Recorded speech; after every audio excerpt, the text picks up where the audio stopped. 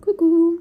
Pardonnez l'allure, je me suis réveillée il n'y a pas longtemps, à genre 6h30 du soir, parce que j'ai fait une sieste que j'ai vraiment méritée, mais que bref, là, il est rendu à 7h30. Donc, comme j'ai l'air de rien, mais j'ai mis un filtre, comme d'hab. Je vais vous faire un petit résumé de la journée. En gros, c'était vraiment taxant mentalement.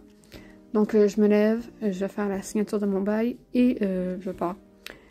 Et juste ça, ça a été suffisant pour me faire cramer genre 70% de mon énergie, d'où la sieste. Mais ce n'est pas le thème de ce TikTok, non, pas du tout. Aujourd'hui, on va parler du stimming, ce que font en général les autistes. Je vais rester dans du côté autisme au féminin parce que voilà. Donc le stimming, ça peut être pour plein de raisons qu'on fait ça et ça peut se manifester sous différentes raisons. Ben, façons. Pas raison, façon, oui. Donc, un exemple, moi je n'ai pas d'ongles. Je n'ai pas d'ongles. Et ça, j'ai commencé à 6 ans. Au début, je les rongeais.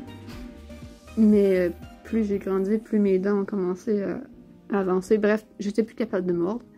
Donc, je prenais les crayons de plomb, j'enlevais la petite gommette rose, puis je prenais le truc en métal pour tout arracher. Bref, tout un vrai foutoir. Et aujourd'hui, non. Donc, c'est aussi dû à mon TDAH et à mon anxiété, mais c'est surtout du stimming. Stimming, pardon. Sinon, ça peut être la petite jambe qui fait up and down, up and down. Ça peut être parce que tu es nerveux, mais c'est aussi une façon de faire du stimming. Il y a une autre sorte de stimming qui peut être, attendez le mot, de l'écholalie.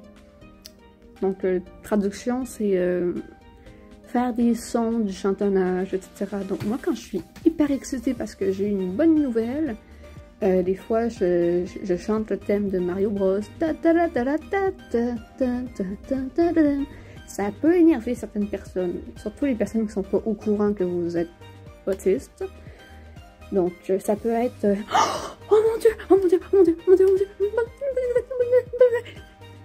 Complètement différent. Complètement, ça peut être des gestes comme ça, dans les cas plus sévères.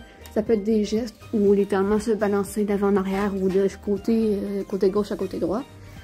Ça dépend vraiment de où vous vous situez dans le spectre. Ça peut être vraiment des gestes... oh mon Dieu, je suis excitée. Il y en a qui essayent de cacher le stimming. Moi, honnêtement, je le conseille pas. Déjà, moi, je me fous pas mal du regard des autres. Donc, si j'ai envie de faire du stimming en public, mais envie, je le contrôle pas. Mais je vais le faire. Si c'est du stimming, genre je suis dans l'autobus et j'ai vraiment envie de chanter une tune, là je vais peut-être faire... C'est un beau compromis, puis c'est pas trop dérangeant. Mais admettons que je reçois une bonne nouvelle par texto, là, je fais tu sais, ça dérange pas ça, là. Bonne nouvelle, youhou. Donc voilà, ça peut être plein d'affaires, tout dépendant où on se situe dans le spectre. Ça peut être en situation d'anxiété. Moi, en situation d'anxiété, en général, je suis en boule, je suis comme... Et j'ai tendance à hyperventiler, ce qui n'est pas idéal, mais ça peut arriver. Donc, si jamais vous croisez une personne qui se balance en avant, en arrière, ou qui fait du flapping, ça, flapping, ils le font avec les deux mains d'habitude, mais je tiens mon téléphone, fait que du flapping, taper sur sa cuisse, son genou, faire un peu de chansons, c'est du stimming. Quelqu'un avec des doigts pas d'ongles, c'est du stimming. Et le stimming extrême,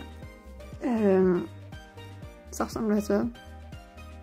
Donc, je marche la peau, ça fait pas mal. Mais c'est pas, je vous conseille pas de vous faire mal. Trouver un autre moyen. Moi, honnêtement, je suis en train d'essayer de trouver un moyen. Donc voilà, ben le stimming, ça prend ces formes-là, ça peut prendre une autre forme aussi, ça peut être le stylo, et ça, ceux qui faisaient ça dans les classes d'école, je vous... Mais non, c'est une blague. Mais mettons que c'était gossant à l'époque, ceux qui font... Ah, j'en ai un stylo aussi. ça, c'est extrêmement énervant, mais c'est une forme de streaming aussi. Comme ça peut être de gribouiller en faisant un certain niveau de bruit. Mais ça peut vraiment prendre toutes les formes. Donc voilà, j'espère que maintenant vous saurez que si vous croisez quelqu'un dans la rue qui fait quelques-uns de ces gestes-là, ben vous saurez que peut-être cette personne-là est dans le spectre de l'autisme, ou ben elle est vraiment hype et de très bonne humeur ou de mauvaise humeur, tout dépendant de la sorte de streaming qu'il fait. Sur ce, bisous!